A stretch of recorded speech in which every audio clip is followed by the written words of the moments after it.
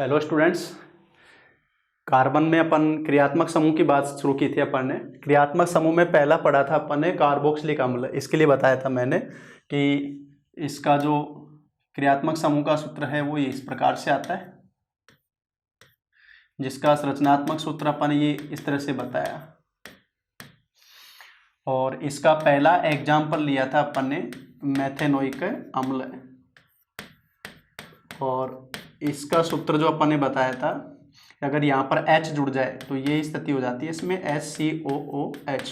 क्रियात्मक समूह में अगर कार्बन मौजूद है तो वो काउंटिंग में आएगा, नामांकन में आएगा। ये मेथेनोइक अम्ल, जिसका प्रचलित नाम बताया था अपन ने फॉर्मिक अम्ल। इसी को प्रचलित नाम क्या बताया भाई अपन ने? फॉर्मिक अम्ल। फॉर्मिका शब्द का मतलब बताया था अपन ने लाल चींटी।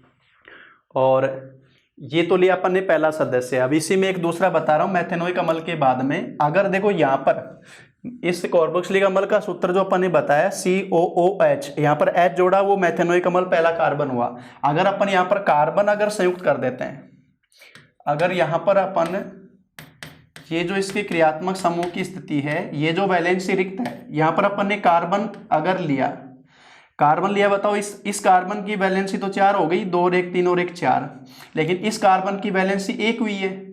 तो यहाँ पर अपने को क्या करने पड़ेंगे? 3 हाइड्रोजन जोड़ने पड़ेंगे। इसकी वैलेंसी को बैलेंस करने के लिए अपने को 3 हाइड्रोजन जोड़े अपन ने। तो बताओ, अब ये जो संरचनात्मक सूत्र बना, इसको अगर अपन लिखना चाहें तो इसकी स्थिति ये हो गई CH3, ये वाला जो हो गया, इसकी स्थिति इस प्रकार से आ गई CH3COOH। ये पूरा जो आ गया समूह CH3COOH। अब बताओ, इसमें 2 कार्बन आ गए ना, 2 कार्बन आएंगे तो नाम क्या आएगा? एथ और ओइक जोड़ेंगे अपन, तो इसका नाम बनेगा एथेनोइक अम्ल। इसका जो नाम बन गया अपने पास में, 2 कार्बन होने से इसका नाम क्या गया अभी? एथ के साथ में ओइक अम्ल, एथेनोइक अम्ल। तो CH3COOH ये बन गया इसका नाम। इसको बोला जाता है एथेनोइक अम्ल। और ये जो एथेनोइक अम्ल है, इसका जो प्रचलित नाम है वो है एसिटिक अम्ल। इसका जो प्रचलित नाम है वो क्या बोला जाता है? एसिटिक अम्ल। एक अपन बोलते हैं सिरका, विनेगर जो बोलते हैं, सिरका जो बोला जाता है वो है एसिटिक अम्ल का 5 से 6% विलयन। एसिटिक अम्ल का 5 से 6% विलयन, जिसे अपन यूज करते हैं खाद्य परिरक्षण। तो सिरका को यूज करते हैं खटाई के रूप में, सीधा सीधा बता रहा हूं मैं, खटाई के रूप में यूज करते हैं इसको।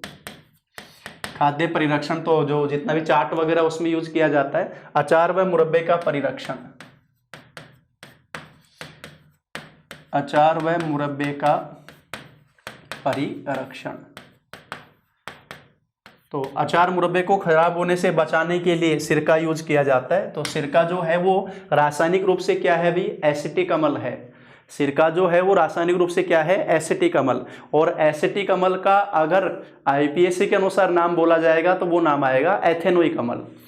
फॉर्मिक अम्ल का IPAC के अनुसार नाम आएगा तो मेथेनोइक अम्ल। ये इनके रूढ़ नाम हो गए, एसिटिक अम्ल और जो उधर में अपन ने बताया फॉर्मिक अम्ल, ये रूढ़ नाम हो गए, प्रचलित नाम हो गए। तो अपन ने क्रियात्मक समूह में पहला समूह लिया है अपन ने कार्बोक्सिलिक अम्ल। क्रियात्मक समूह में पहला लिया है कार्बोक्सिलिक अम्ल। उसके लिए अपन ने बात की है, जिसमें अपन ने 2 एग्जाम्पल बताए, मेथेनोइक अम्ल और एक बताया भी मैंने एथेनोइक अम्ल। एथेनोइक अम्ल है तो 2 कार्बन हो गए, इस समूह के साथ में कार्बन जोड़कर अपन ने बैलेंस किया है। ये इसका प्रचलित नाम हो गया। इसी का एक नाम बोलते हैं सिरका, जो इस तरह से यूज करते हैं। इसके बाद में अब जो अपन इसमें ही क्रियात्मक समूह में अगला जो पढ़ने जा रहे हैं, क्रियात्मक समूह के अंदर कार्बोक्सिलिक अम्ल के बाद में दूसरा देखो लिखा हुआ है एल्डेहाइड। कौन सा क्रियात्मक समूह लिखा हुआ है? एल्डेहाइड। एल्डेहाइड, चलो इसके साथ में आगे ले लेता हूं मैं।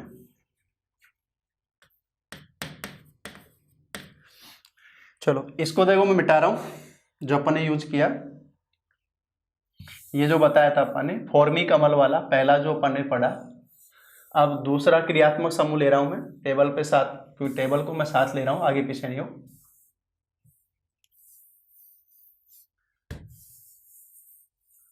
पहला जो पढ़ लिया अपन ने फॉर्मी कमल, उसके बाद में अपन चर्चा करने जा रहे हैं कॉर्पॉक्सिली कमल के बाद में दूसरा एल्डिहाइड। दूसरा क्रियात्मक समूह ले रहा हूं मैं एल्डिहाइड। एल्डिहाइड का सूत्र दर्शाया जाता है C+OH, ये विरिक्त वैलेंसी। देखो पहला जो बताया था कार्बोक्सिलिक अम्ल, उसकी स्थिति अपन ने क्या बताई थी C+O, ये बताया था, ये OH बताया था।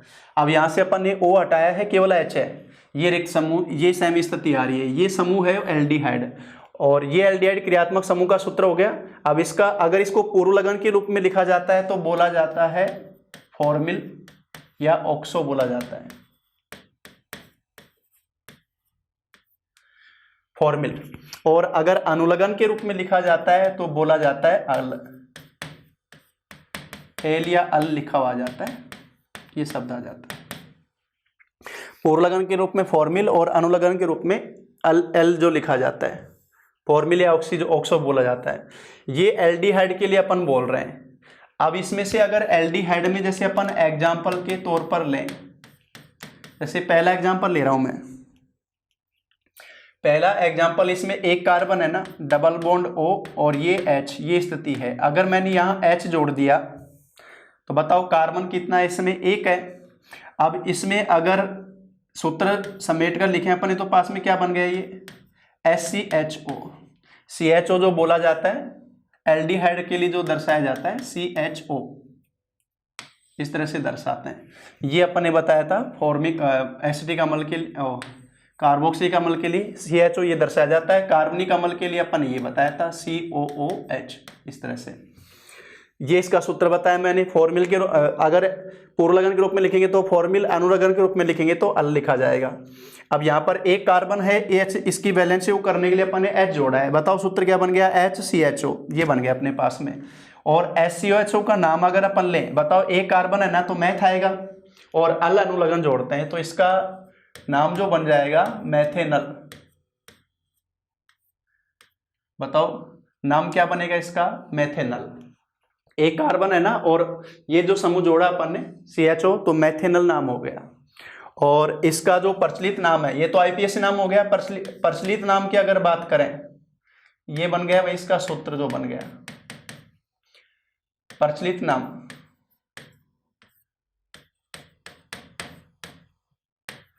प्रचलित नाम बोला जाता है फॉर्मेल्डिहाइड।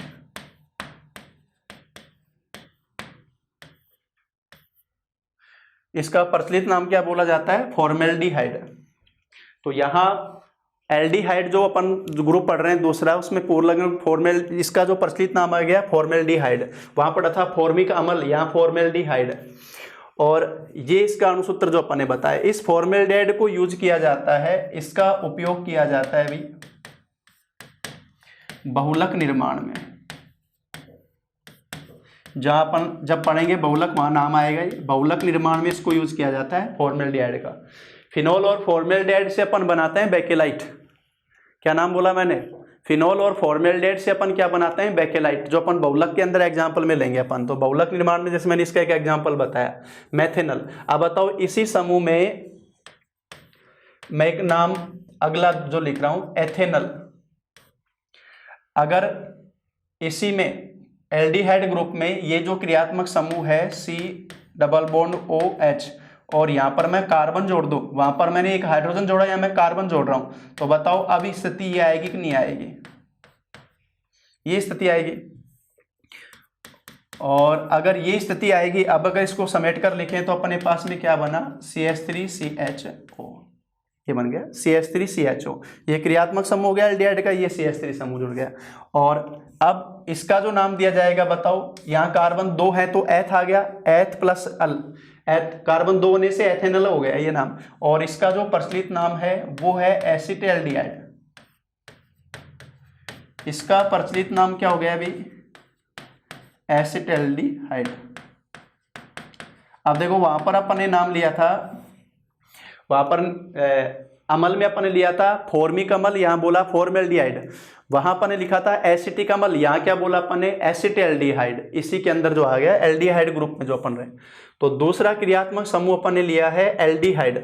एल्डिहाइड में मैंने 2 एग्जाम्पल लिए। ये तो क्रियात्मक समूह का सूत्र इसका, ये तो क्रियात्मक समूह का सूत्र हो गया। रचनात्मक सूत्र इस तरह से दर्शाते हैं इसको। अनुलग्न इसमें अल जोड़ते हैं, मैथेनल एथेनल। मैथेनल तो 1 कार्बन रखना पड़ेगा, H जोड़ा यहाँ पर। एथेनल है तो 2 कार्बन रखने पड़ेंगे, इस तरह से सूत्र आ गया। इसका प्रचलित नाम फॉर्मेल्डिहाइड, इसका एसिटाल्डिहाइड, और दोनों का यूज बहुलक निर्माण में किया जाता है। तो दूसरा क्रियात्मक समूह बताया मैंने एल्डिहाइड बताया है, दूसरा जो क्रियात्मक समूह बताया है एल्डिहाइड बताया। अब इसके बाद में अगला जो क्रियात्मक समूह ले रहे हैं अपन, इसके बाद में अगला जो क्रियात्मक समूह है वो है कीटोन। तीसरा क्रियात्मक समूह ले रहे हैं कीटोन, और कीटोन की स्थिति ये है C डबल बॉन्ड O। तो ये स्थिति हो गई इसमें C डबल बॉन्ड O। अब एक बार ध्यान देना, ये चलो इसको ले लेते हैं, फिर उसके बाद में और ले लेंगे अपन। C डबल बॉन्ड O, ये स्थिति है इसमें, यानी कार्बन के साथ में डबल बॉन्ड, ऑक्सीजन के साथ में ये दोनों बॉन्ड ये रिक्त हैं इसमें। और इसका जो पूर्वलग्न है वो लिखा जाएगा ऑक्सो या कीटो, ऑक्सो या कीटो। और अनुलग्न के रूप में लिखा जाएगा ऑन। अनुलग्न के रूप में क्या लिखा जाएगा अभी, ऑन। अब यहां जो अपन ने ये जो रिक्त लिए है ना, ये जो जुड़ते हैं ना, ये समूह जो जुड़ते हैं वो प्रतिस्थापी समूह। अब एक बार एक शब्द आ गया है प्रतिस्थापी। देखो अपन ने कार्बन पढ़ा होगा आपने, तो हाइड्रोकार्बन में अपन एक समूह इस तरह से दर्शाते हैं R। ये R जो है वो प्रतिस्थापी समूह है हाइड्रोकार्बन, प्रतिस्थापी हाइड्रोकार्बन, इस तरह से बताते हैं अपन, प्रतिस्थापी हाइड्रोकार्बन ये बोला जाता है।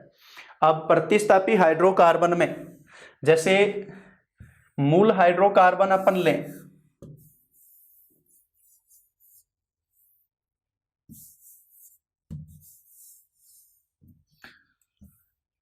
जैसे मैंने R बताया प्रतिस्थापी समूह में, तो मूल हाइड्रोकार्बन और अगर उनका प्रतिस्थापी जो बोला जाएगा वो देखो, मूल हाइड्रोकार्बन जैसे पहला लिया अपन ने मेथेन, प्रतिस्थापी बोला जाएगा मेथिल।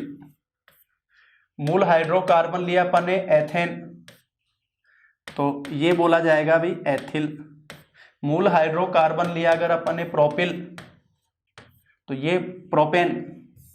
मूल हाइड्रोकार्बन अगर अपन ने लिया प्रोपेन, तो ये बोला जाएगा प्रोपिल, इस तरह से। तो मेथेन जैसे हो गया CH4, तो ये समूह ये बोला जाएगा CH3, एक वैलेंसी रिक्त है। एथेन C2H6, तो ये बोला जाएगा C2H5। प्रोपेन C3H8, तो ये बोला जाएगा C3H7, ये स्थिति रहेगी। तो ये प्रतिस्थापी समूह दर्शाया जाता है R से। तो यहाँ पर जैसे ये जो कार्बन है अपने, इसके साथ में जो समूह जुड़े, प्रतिस्थापी समूह जुड़े, उनके अनुसार फिर इनके नाम पढ़ते हैं। अनुलग्न क्या लगाया जाता है, ऑन लगाया जाता है। अब इसमें अगर एग्जाम्पल लें अपन,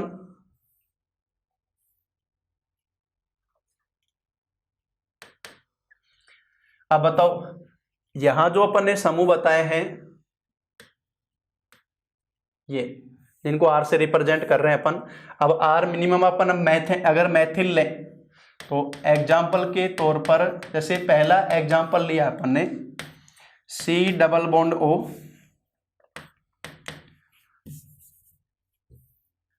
C डबल बॉन्ड O। अब यहां लिखा मैंने CH3 और ये लिखा मैंने CH3। बताओ इसमें दोनों R क्या जोड़े अपन ने, CH3 समूह, मैथिल समूह जोड़ा। मैथिल समूह यहाँ पर प्रतिस्थापी समूह हो गया, R जो हो गया। अब ये जो दो CH3 जोड़े हैं मैंने, ये दोनों रिक्त थी। कीटोन पे अगर देखें तो ये दोनों रिक्त थी, यहाँ पर R अपन ने जोड़ दिया है। अब ये जो R अपन ने जोड़ा, ये R जुड़ने से बताओ इसमें मूल रूप से कितने कार्बन हो गए भाई, 3 कार्बन हो गए। कार्बन कितने बन गए इसमें, कार्बनिक यौगिक में क्रियात्मक समूह पर ये 2 मैथिल समूह जुड़ने के बाद में 3 कार्बन हो गए ना। 3 कार्बन का मतलब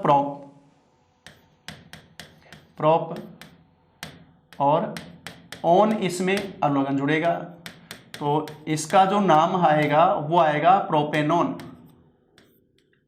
ये जो कीटोन का पहला सदस्य हो गया वो क्या बन गया अपने पास में, प्रोपेनॉन। क्या नाम दिया गया इसका, प्रोपेनॉन नाम दिया गया। और इसका प्रचलित नाम है एसीटोन।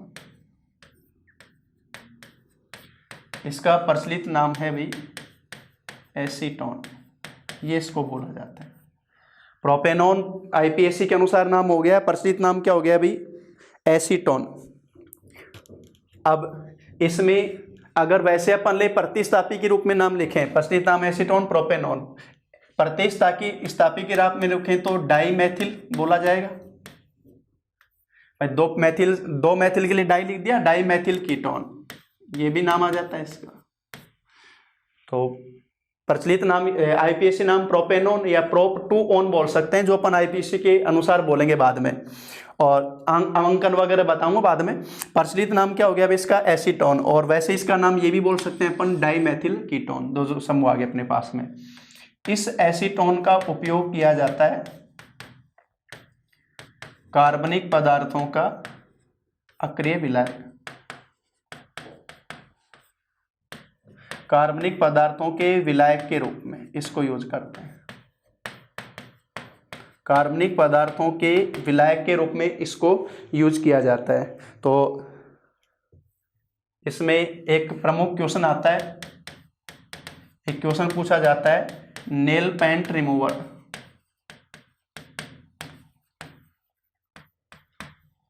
महिलाएं जो नेल पेंट को हटाने के लिए यूज करती हैं एसीटोन, और एसीटोन इसी से अगला जो अपन पढ़ेंगे ईथर, तो वो ईथर भी कार्बनिक विलायक है और वो भी नेल पेंट रिमूव करने में काम आता है। तो एसीटोन नेल पेंट रिमूवर के रूप में यूज करते हैं कार्बनिक पदार्थों विलायक में। अपन ने जैसे पहला इसका नाम ले लिया अपन ने, प्रोपेनॉन लिया अपन ने। अब इसी में अगर अपन समूह जोड़ें, दूसरा जैसे मैं एग्जांपल ले रहा हूँ, C डबल बॉन्ड ये हो गया। अब इसमें एक तो जोड़ दिया अपन ने C2H5 और एक जोड़ दिया अपन ने CH3 समूह।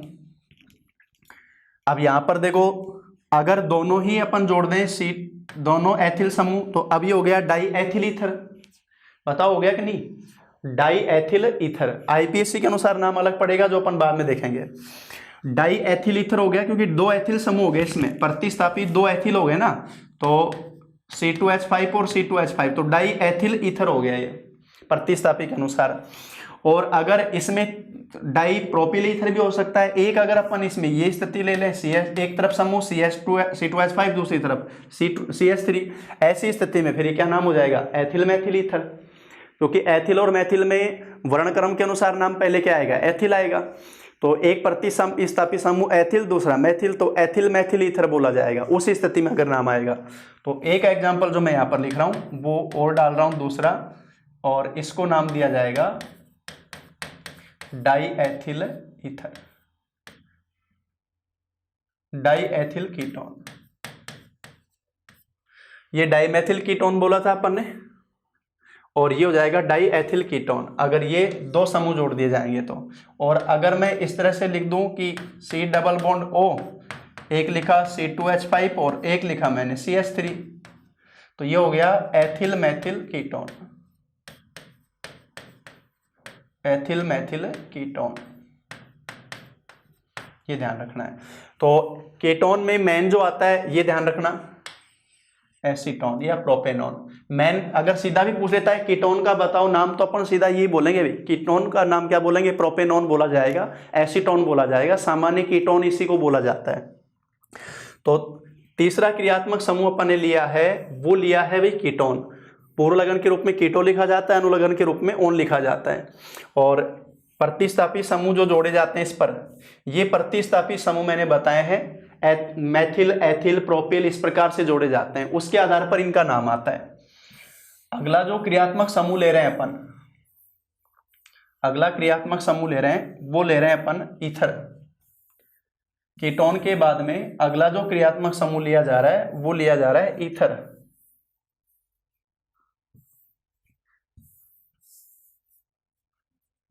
वो अपन ले रहे हैं भाई ईथर।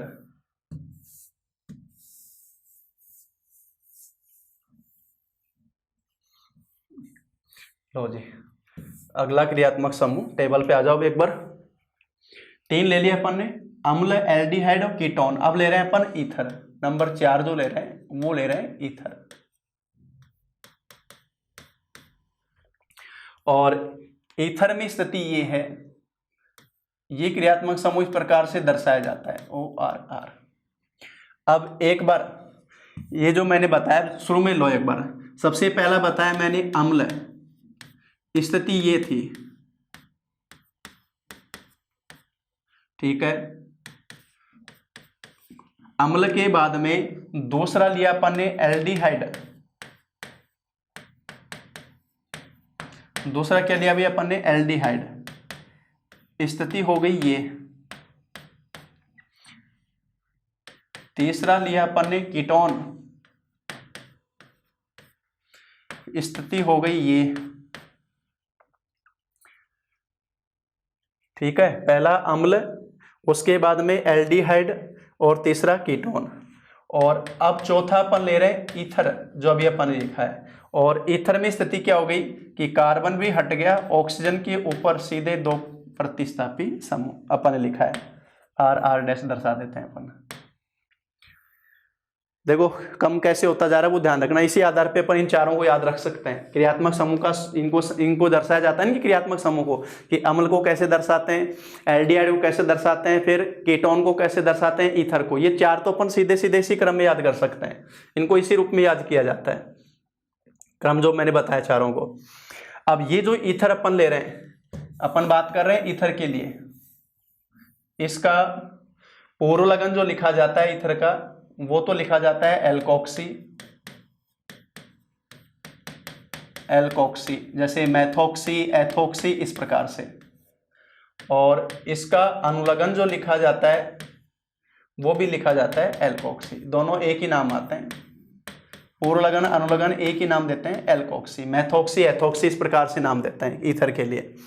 अब इसके एग्जाम्पल में अगर अपन पहला ले लें, जैसे यहां मैंने दोनों ही क्रियात्मक समूह अगर जोड़ दे CH3 और CH3, बताओ ऐसी स्थिति में तो नाम क्या दोगे आप भाई? दोनों ही प्रतिस्थापी जो जोड़ रहे हैं अपन, दोनों ही प्रतिस्थापी जोड़ रहे हैं मैथिल, तो ये तो हो गया डाई मैथिल ईथर, सेम उसी प्रकार से नाम आ जाएगा।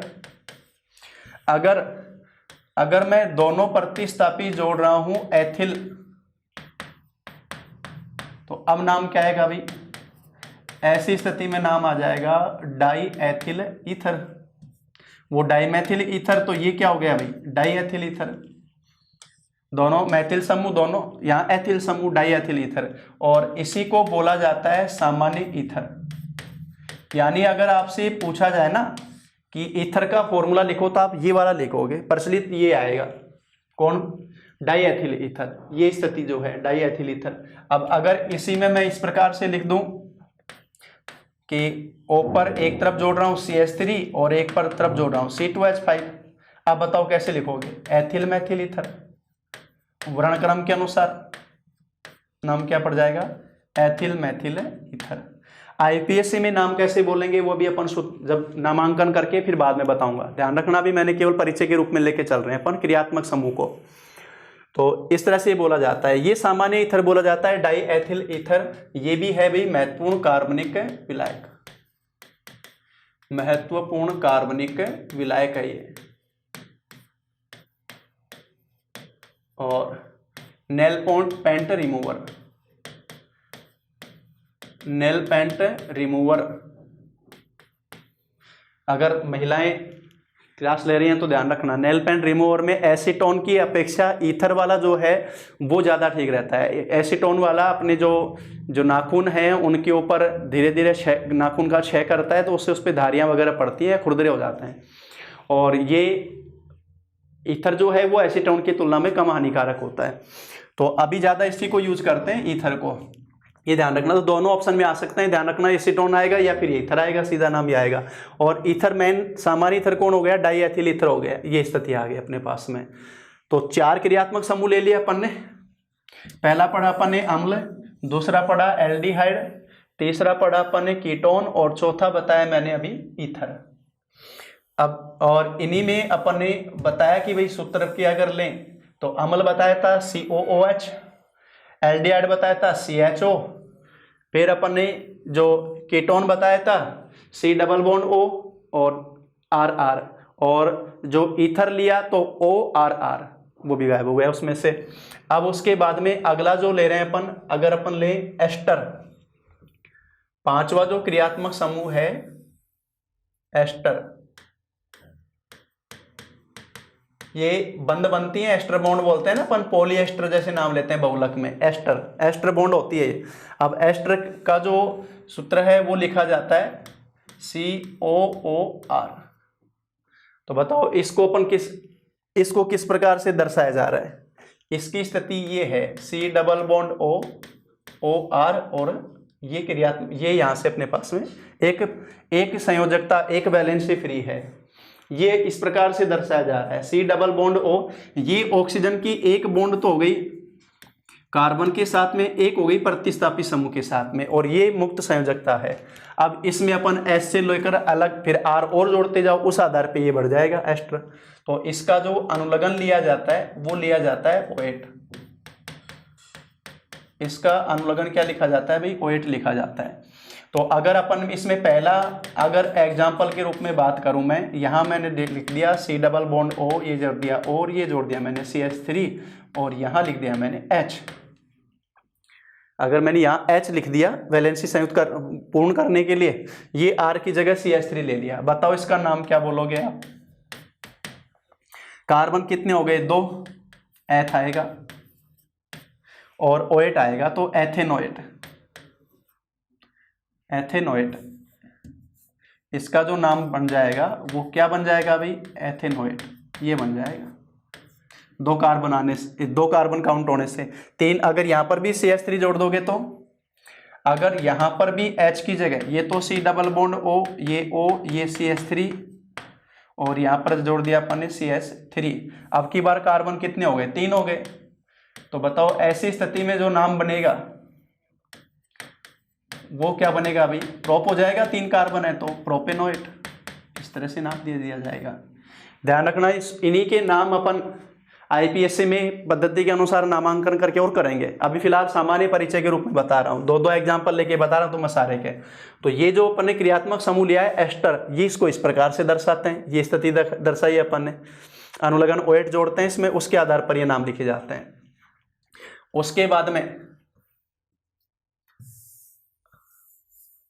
एस्टर मैंने बताया कि बहुलक निर्माण के दौरान जो बॉन्डिंग भी बनती है, पॉलीएस्टर जो अपन पढ़ते हैं, बॉन्ड के आधार पे पॉलीएस्टर बोला जाता है। अगला क्रियात्मक समूह है एल्कोहल। कौन सा क्रियात्मक समूह ले रहे हैं भाई, एल्कोहल।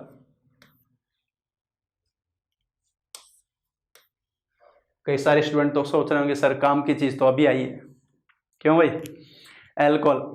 ध्यान दो इधर, इसको जो रिप्रेजेंट किया जाता है OH, ये क्रियात्मक समूह है इसका।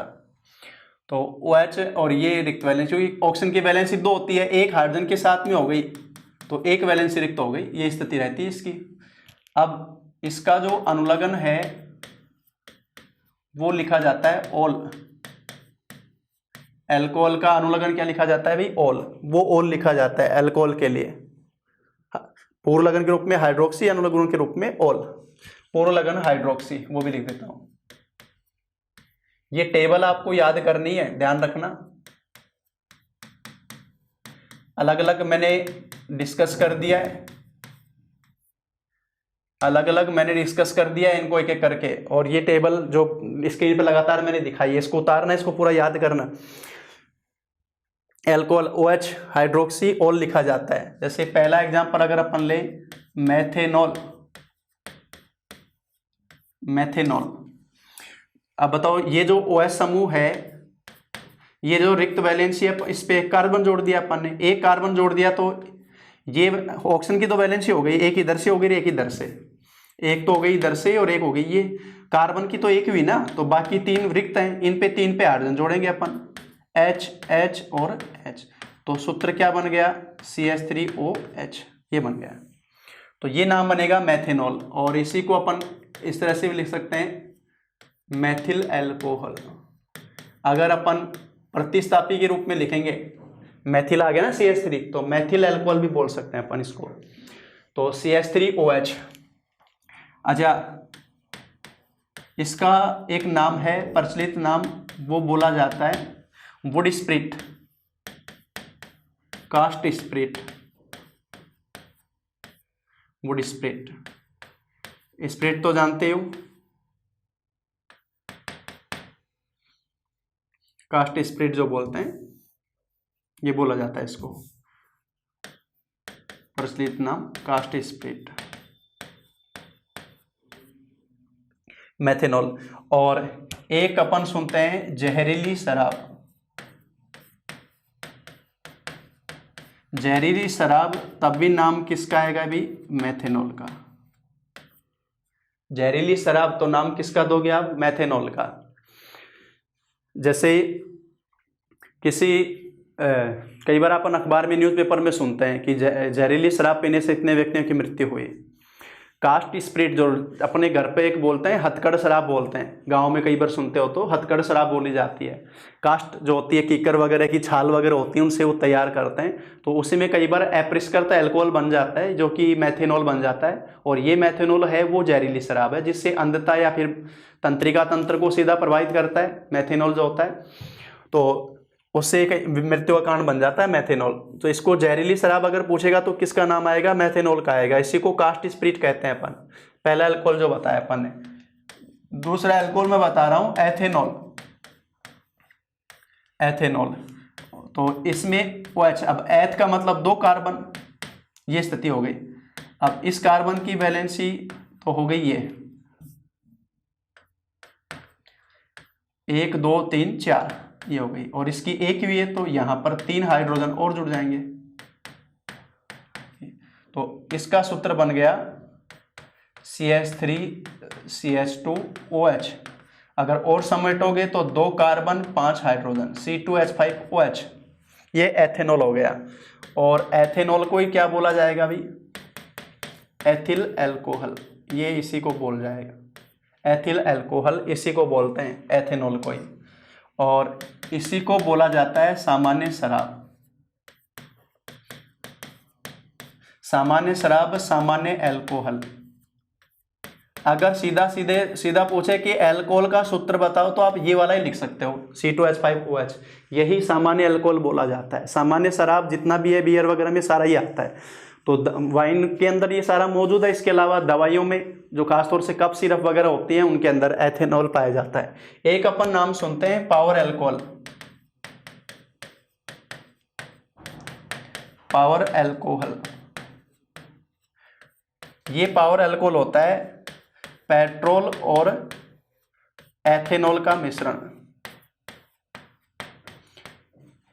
पेट्रोल और एथेनॉल का मिश्रण है ये पावर एल्कोहल जो बोला जाता है। इसमें पेट्रोल और एथेनॉल का रेशियो ये होता है 4:1, 4:1 में मिलाकर इसको बनाया जाता है power alcohol. Petrol plus ethanol का मिश्रण है ये, वो पावर एल्कोहल बोला जाता है।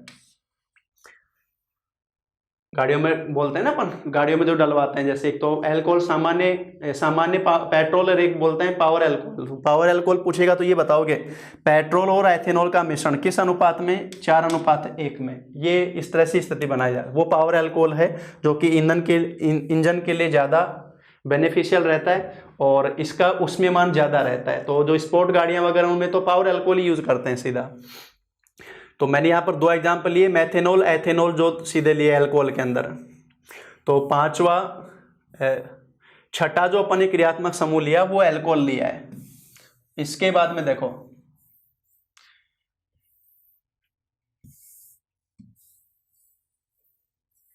एक देखो जो वाइन निर्माण है ना, वाइन निर्माण में एथेनॉल जो बनाया जाता है, जैसे बियर निर्माण है, उसको बता रहा हूं एक बार। जाइमेज एंजाइम, जाइमेज एंजाइम शर्करा को अल्कोहल में रूपांतरित करता है। जाइमेज एंजाइम शर्करा को अल्कोहल में रूपांतरित करता है और ये है फर्मेंटेशन, किण्वन प्रक्रिया, किण्वन प्रक्रिया है। ये जो जाइमेज एंजाइम है जो अपन ने बताया है, ये प्राप्त किया जाता है कवक प्रजाति यीस्ट, यीस्ट कवक से इसको प्राप्त करते हैं। तो यीस्ट कवक द्वारा ग्लूकोज की किण्वन से, शर्करा के किण्वन से अल्कोहल का निर्माण किया जाता है, क्योंकि यीस्ट कवक से कौन सा एंजाइम बनता है भाई, जाइमेज एंजाइम। ये ग्लूकोज को अल्कोहल में रूपांतरित कर देता है,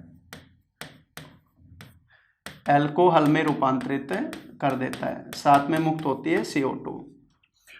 तो ये अल्कोहल में इसको रूपांतरित करता है। तो इस तरह से जब ये जो अपन ले रहे हैं, जैसे यहाँ ग्लूकोज ले लिया अपन ने, ठीक है, ऐसे ही फ्रक्टोज फलों से प्राप्त करते हैं वाइन, तो फ्रक्टोज यूज कर लेंगे फलों से, अंगूर वगैरह से तैयार करते हैं ना शैंपेन वगैरह, तो ग्लूकोज की जगह फ्रक्टोज आ जाएगा। यानी ये किस में आएंगे, मोनोसैकेराइड में। मोनोसैकेराइड इकाई है ये ग्लूकोज वगैरह। जैसे जैसे अपन बियर निर्माण बोलते हैं कि बाजरा या ज्वार से बियर तैयार की जाती है। अब बाजरा वगैरह में हो गया स्टार्च, स्टार्च को तोड़ा जाएगा तो आ जाएगा माल्टोज।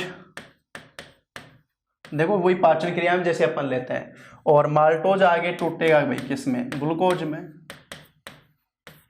इस तरह से स्थिति। सुक्रोज को ग्लूकोज फ्रक्टोज में तोड़ सकते हैं, फलों में जो सुक्रोजित होता है ग्लूकोज फ्रक्टोज में टूट जाएगा, उसको फिर आगे किण्वन कर लिया जाता है।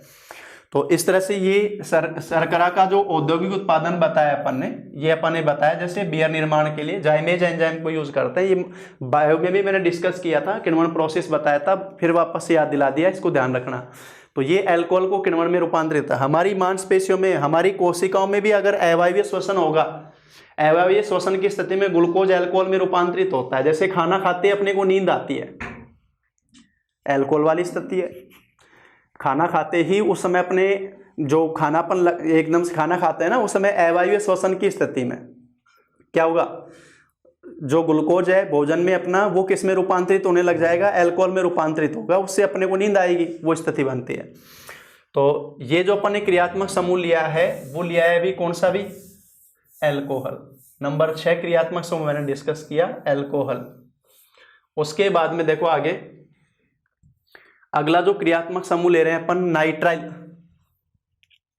अगला जो क्रियात्मक समूह लिया जा रहा है नाइट्राइल। और नाइट्राइल जिसको दर्शाया जाता है इस प्रकार से, अपन साइनाइड बोल जैसे इसमें नाम लेते हैं। अब कार्बन की वैलेंसी नाइट्रोजन के साथ में 3, और ये एक रिक्त वैलेंसी हो गई, ये इसकी स्थिति है। पोरोलगन, पोरोलगन की बात करें तो लिखा जाता है साइनो, और अनुलगन की बात करें तो लिखा जाता है नाइट्राइल। तब क्या लिखा जाता है, नाइट्राइल। वो अनुलगन के रूप में अगर नाम लेते हैं तब नाइट्राइल लिखा जाता है। अगर अपन इसका एग्जाम्पल लें, बताओ ये स्थिति है ना, अगर मैंने यहां पर इसको ये जोड़ दिया H, तो बताओ ये सूत्र क्या बन गया, HCN। और इसका अपन एक नाम पढ़ते हैं हाइड्रोजन साइनाइड, कि CN समूह साइनाइड हो गया, नाम पढ़ते हैं अपन हाइड्रोजन साइनाइड। अब अगर इसका मैं आईपीएससी के अनुसार नाम लूँ तो कार्बन 1 है ना, बताओ कार्बन कितना है इसमें, यहाँ लिख देता हूँ मैं थोड़ा सा, एन ये जोड़ दिया अपन ने H, तो ये बन गया HCN, हाइड्रोजन साइनाइड। एक कार्बन है ना, मैथ नाइट्राइल हो जाएगा, एक कार्बन है तो मैथेन नाइट्राइल या मैथ नाइट्राइल नाम आ गया, अनुलग्न अगर के साथ में लिखेंगे तो अपन ने। तो इस तरह से जो इसका नाम लिया जाएगा, अगर इसमें 2 कार्बन है तो फिर एथेन नाइट्राइल आ जाएगा, कार्बन 2 जोड़ दो 3 बार, उस तरह से नाम आ जाएगा साइनाइड। जैसे सामान्य प्रचलित नाम अपन ने इसको अगर मूलक के रूप में लिया तो अपन ने हाइड्रोजन साइनाइड उसका सूत्र लिखा HCN। पॉइजन होता है क्योंकि साइनाइड एजाइड सारे होते हैं श्वसन निरोधक, बताए थे अपन ने जब बायो पढ़ाई थी, श्वसन निरोधक। कार्बन मोनोऑक्साइड, साइनाइड, एजाइड ये सारे श्वसन निरोधक कहलाते हैं। श्वसन निरोधक क्यों? क्योंकि अगर हमारी बॉडी में जाते हैं तो ऐसी स्थिति में हीमोग्लोबिन पर ऑक्सीजन का संयोजन नहीं होने देते, उससे हमारी कोशिकाओं में ऑक्सीजन की सप्लाई नहीं हो पाती है, इसलिए इनको श्वसन निरोधक बोला जाता है। अगला देखो एमिनो, अगला जो क्रियात्मक समूह ले रहे हैं अपन वो ले रहे हैं एमिनो।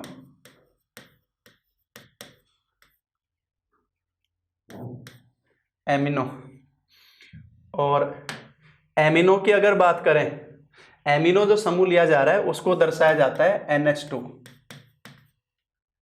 भाई नाइट्रोजन की संयोजकता 3 होती है तो 2 तो हो गए हाइड्रोजन, ये स्थिति आ गई, और एक बैलेंस इसकी रिक्त हो गई, वो एमिनो समूह बोला जाता है। अगर पूर्व लगन लिखेंगे तो एमिनो ही नाम आएगा, पूर्व लगन में तो एमिनो ही नाम आएगा, अनुलगन लिया जाएगा तो एमीन,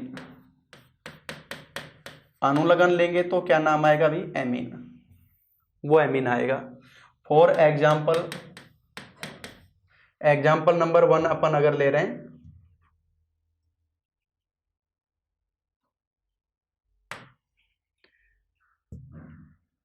जैसे ये अगर अपने पास में एग्जाम्पल नंबर 1 अगर अपन ने लिया NH और H, ये स्थिति है।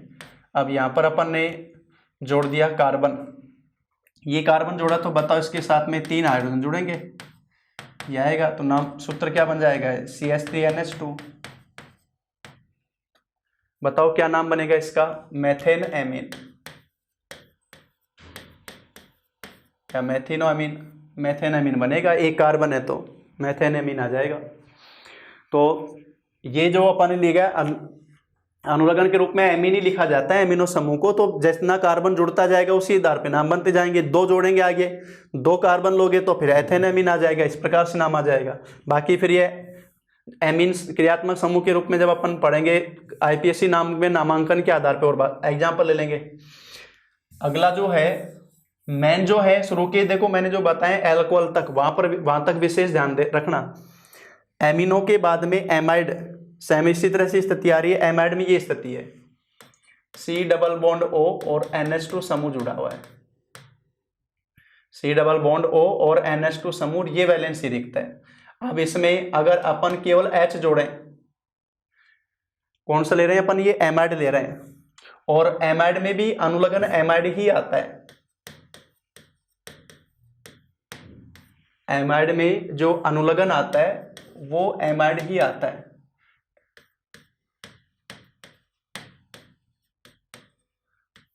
अनुलग्न एमाइड ही जोड़ा जाता है। अब देखो इसमें इस एमाइड का सूत्र जो लिखा जाता है अपने पास में, वो ये लिखा जाता है C double bond O NH2 समूह, ये रिक्त रहती है। अब अगर इसमें एक सपोज करो मैं पहला ही कार्बन यहाँ पर हाइड्रोजन जोड़ रहा हूँ, C double bond O NH2 और ये वैलेंसी पे जोड़ दिया हाइड्रोजन। अब बताओ इसमें कार्बन कितना है, 1। तो अब अनुलग्न एमाइड जोड़ेंगे, मेथेन एमाइड, क्या नाम बन जाएगा भाई, मेथेन एमाइड। यहाँ कार्बन दूसरा जोड़ दिया, अगर यहाँ कार्बन आपने दूसरा जोड़ दिया तो स्थिति क्या बन जाएगी अपने पास में, तब ऐसी स्थिति में ये बन जाएगा अपने पास में कार्बन जोड़ा तो CH3, सीधा लिख देता हूँ CH3। अब कौन सा बनेगा, एथेन एमाइड, ये बन जाएगा एथेन एमाइड। इस तरह से स्थिति आ जाएगी। और इसी प्रकार से एक दे रखा है एसिल हैलाइड, तो ये मैं छोड़ रहा हूँ क्योंकि अपने पास में मैन जो है वो सारा का सारा जो मैन है वो मैंने कंप्लीट ले लिया है, या इसमें भी लेना चाहो तो देख लो। इसमें एसिल हैलाइड है तो बताओ कौन सा समूह आएगा, हैलोजन ग्रुप आ गया। हैलाइड अगर लेंगे 10वां क्रियात्मक समूह ले रहे हैं अपन एसिल हैलाइड, तो हैलाइड जो आ गया वो हैलोजन के लिए आता है, एक्स से दर्शाते हैं अपन हैलोजन वाला, और ये इसकी रिक्त वैलेंसी है। अब इसमें अनुलग्न जो लिखा जाता है ऑयल हैलाइड, हैलाइड तो जुड़ेगा ऑयल हैलाइड।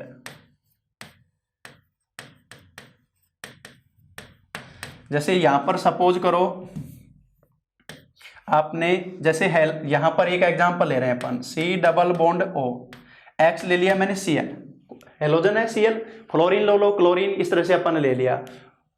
किस तरह से याद करते हैं, फिर कल बाहर आई आत्मा या आंटी जो बोलते हैं अपन, तो जैसे क्लोरीन जोड़ लिया यहाँ पर, और यहाँ अपन ने सपोज करो समूह जोड़ा है अपन ने H, बताओ इसका नाम क्या बनेगा। इसका नाम अगर अपन लेंगे, एक कार्बन है इसमें, एक कार्बन है तो मैथेनॉइल, एक कार्बन से ये तो बन गया मैथेनॉइल, और हैलाइड की जगह ले लेंगे क्लोराइड, मैथेनॉइल क्लोराइड, HCOCl, मैथेनॉइल क्लोराइड। अगर मैं बोलूं आपको कि सूत्र लिखो एथेनॉइल क्लोराइड,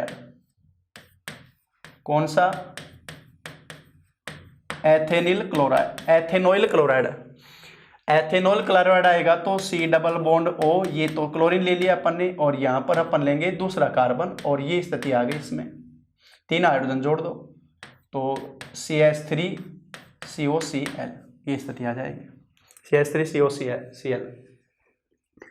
तो इस तरह से अपन ने मैन 10 क्रियात्मक समूह जो मैंने बताए हैं, पहला बताया मैंने ओइक अम्ल, दूसरा बताया एल्डिहाइड, तीसरा बताया कीटोन, चौथा ईथर, पांचवा एस्टर, छठा एल्कोहल, सातवां नाइट्राइल, आठवां एमिनो, नवा एमाइड और 10वां एसिल हैलाइड। ये क्रियात्मक समूह अपन ने लिए हैं। क्रियात्मक समूह के लिए मैंने क्या बताया कि विषम परमाणु या परमाणु का समूह जो कार्बनिक यौगिक में जुड़ने पर उसके गुणों को निर्धारित करता है वो क्रियात्मक समूह होता है। यानी अगर ये नहीं जुड़ रहा है जब तक तो मूल हाइड्रोकार्बन के गुण हैं या मूल कार्बनिक यौगिक के गुण हैं, इसको जुड़ने के बाद में उसके गुण इसके समूह के द्वारा निर्धारित होते हैं और ये उसको रिप्रेजेंट करता है, इसलिए इसको क्रियात्मक या फंक्शनल ग्रुप बोला जाता है। अब अपन ने देखो सामान्य हाइड्रोकार्बन के साथ में ये जो अपन ने ले लिया है, सामान्य हाइड्रोकार्बन के साथ में मैंने बता दिया क्रियात्मक समूह को, ये स्थिति अपन ने ले ली है। अब चक्रीय अगर हाइड्रोकार्बन में लें, क्योंकि उसके बाद में अपने पास में जो टॉपिक बचेगा वो बचेगा इनके आईपीएसी नाम का। वो अपने पास में क्या टॉपिक बचेगा भाई कि कार्बनिक यौगिकों का आईपीएसी नाम जो अपन निकालते हैं वो अपन लेंगे साथ में। तो फिलहाल जो अपन ने बताया, अब उसके बाद में अगला जो अपन ले रहे हैं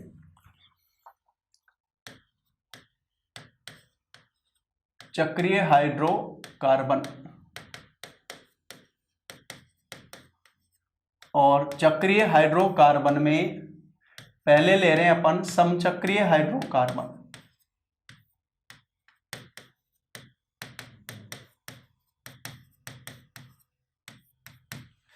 समचक्रीय हाइड्रोकार्बन किसको कहते हैं?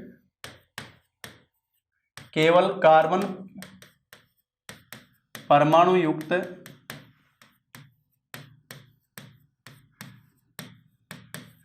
चक्रीय हाइड्रोकार्बन, यानी ऐसे हाइड्रोकार्बन जिनमें विषम परमाणु नहीं है वो है समचक्रीय हाइड्रोकार्बन। और इसमें भी फिर अपन नाम लेते हैं, एक तो एलिसाइक्लिक और एक नाम देते हैं एरोमेटिक। एलिसाइक्लिक समचक्रीय हाइड्रोकार्बन, एलिसाइक्लिक समचक्रीय हाइड्रोकार्बन, एलिसाइक्लिक समचक्रीय हाइड्रोकार्बन। अब एलिसाइक्लिक समचक्रीय हाइड्रोकार्बन किनको कहेंगे कि इनमें बेंजीन वलय नहीं होगी, जो मूल श्रृंखला है ना, उसी को, उसमें प्रथम और अंतिम कार्बन परमाणु आपस में जुड़ जाता है। मूल हाइड्रोकार्बन श्रृंखला के प्रथम और अंतिम कार्बन परमाणु के आपस में जुड़ने से जो बनेंगे वो एलिसाइक्लिक समचक्रीय हाइड्रोकार्बन कहलाएंगे। अब ध्यान दो, जैसे अपन ने सूत्र लिखा प्रोपेन, सीधी श्रृंखला में अपन ने सूत्र पढ़ा अचक्रिय में प्रोपेन, और प्रोपेन का सूत्र अपन क्या लिखते हैं, 3 कार्बन और उसके साथ में अपन वैलेंसी पूरी करते हैं हाइड्रोजन परमाणु के साथ में, तो CH3 CH2 CH3, ये हो गया प्रोपेन या एन प्रोपेन जो अपन बोल दें सीधा। अब ये जो प्रोपेन है, अब अगर इसके साथ में मैं यहां पर लिखूं साइक्लोप्रोपेन, क्या लिखा मैंने बताओ, साइक्लोप्रोपेन। बताओ पहली बात तो प्रोपेन में कार्बन के अलावा और कोई विषम परमाणु मौजूद है क्या, नहीं है। अब शब्द आ गया साइक्लोप्रोपेन। अब ये कौन सा आ जाएगा, एलिसाइक्लिक समचक्र, भाई कार्बन है केवल तो समचक्रीय हो गया, और ये श्रृंखला प्रथम और अंतिम कार्बन सीधा जुड़ गया तो वो एलिसाइक्लिक आ जाता है, इसमें बेंजीन रिंग नहीं है। अब साइक्लोप्रोपेन अगर सूत्र लिखोगे तो आपको इन तीनों कार्बन परमाणु को आप जैसे प्रथम ये था, अंतिम था, इनको आपस में जोड़ देंगे, इनको अपन चक्रीय रूप में कर देंगे। अब बनाओ इनकी वैलेंसी, बताओ 2 हो गए तो 2 जोड़ देंगे, यहां पर भी 2 हो गए 2, और यहां पर भी 2। तो अगर इसका अणुसूत्र लिखा जाए तो क्या बनेगा, C3H8, लेकिन इसका अणुसूत्र लिखेंगे तो C3H6। अब ध्यान दो, कोई बात समझ में आई आपको। प्रोपेन और साइक्लोप्रोपेन, प्रोपेन अपन ने लिखा CH3 CH2 CH3 C3H8, इसका सूत्र हो गया एल्केन में। साइक्लोप्रोपेन देखो अब आ रहा है, प्रोपेन शब्द जुड़ गया, साइक्लो ये तो एलिसाइक्लिक समचक्रीय यौगिक हो गए, चक्रीय रूप में जोड़ दो इनको। अब जोड़ दिया तो स्थिति हो गई C3H6। अब बताओ C3H6 अगर सीधी श्रृंखला के रूप में है तो प्रोपीन है, सीधी श्रृंखला में तो क्या है, ये प्रोपीन है, 3 कार्बन और डबल बॉन्ड आएगी, इसमें इन आएगा, CnH2n हो गया कि नहीं हो गया, सॉरी भाई, यहां C3H6 से साइक्लोप्रोपेन का सूत्र बन गया C3H6। अब अगर आपको पूछा जाए कि प्रोपीन का सूत्र बताओ, प्रोपीन बनाएगा तो आप क्या लिखोगे, 3 कार्बन और इन आ गया, प्रो प्लस इन तो एक डबल बॉन्ड दिखाओगे। ऐसी स्थिति में सूत्र जो बनेगा वो अपने पास में ये बन गया भाई CH3, यहां पर H और यहां पर H2, तो यहां पर भी 3 कार्बन और 6 हाइड्रोजन हुए ना। तो बताओ प्रोपीन और साइक्लोप्रोपेन फॉर्मूला तो एक ही आया अपने पास में, C3H6 C3H6, समझ में आ गया। तो साइक्लोप्रोपेन, साइक्लोब्यूटेन, साइक्लोपेंटेन, ये सारे किसके आ जाएंगे, एलिसाइक्लिक समचक्रीय यौगिक में आ जाएंगे। जैसे अपन ने साइक्लोप्रोपेन लिखा है, अभी मैं लिखूं यहां पर साइक्लोपेंटेन, अगर मैं सूत्र लिखूं साइक्लोपेंटेन तो ये लो भाई, अगर अपन केवल पेंटेन लिखें, पेंटेन की स्थिति क्या हो गई, 5 कार्बन, 1 2 3 4 5, ये CH3, ये CH2, ये भी CH2, ये भी CH2 और ये CH3, तो इसका अणुसूत्र हो गया C5H12, 5 कार्बन 12 हाइड्रोजन। अब साइक्लोपेंटेन तो पहला और अंतिम 5वां कार्बन आपस में जोड़ दो, 1 2 3 4 कैसे भी काउंट कर लो, 5 कार्बन साइक्लो रूप में जोड़ दिए। अब वैलेंसी बैलेंस करो, बताओ ये सममित रूप में होते जा रहे हैं कि नहीं होते जा रहे हैं। अब सूत्र क्या बन गया, साइक्लोपेंटेन की बात करें तो C5H10, ये इसका अणुसूत्र बन गया C5H10। तो ये फर्क आ गया इस नाम से, देखो एलिसाइक्लिक में साइक्लोपेंटेन और साइक्लोपेंटेन, तो पेंटेन आ रहा है C5H12 और साइक्लोपेंटेन तो C5H10। अब ये वैसे लेंगे श्रृंखला के रूप में लें तो ये हो गया पेंटीन, C5H10 क्या हो गया, पेंटीन हो गया कि नहीं हो गया, एल्किन सीरीज वाला। तो समझ में आ गया एलिसाइक्लिक समचक्रीय हाइड्रोकार्बन जो अपन बोल रहे हैं, केवल कार्बन युक्त सीधी श्रृंखला को बकले वाला रूप में जोड़ते हैं, वो हो जाते हैं एलिसाइक्लिक समचक्रीय हाइड्रोकार्बन। फिर चक्रीय में ही जो अपन दूसरा नाम देते हैं वो देते हैं अपन एक तो समचक्रीय, समचक्रीय में भी दो, एलिसाइक्लिक और एरोमेटिक, और फिर एक नाम देते हैं विषम चक्रीय। तो यहाँ पर अपन एक पहला स्टार्ट किया है, बाकी का डिस्कशन करेंगे अपन अगली क्लास में।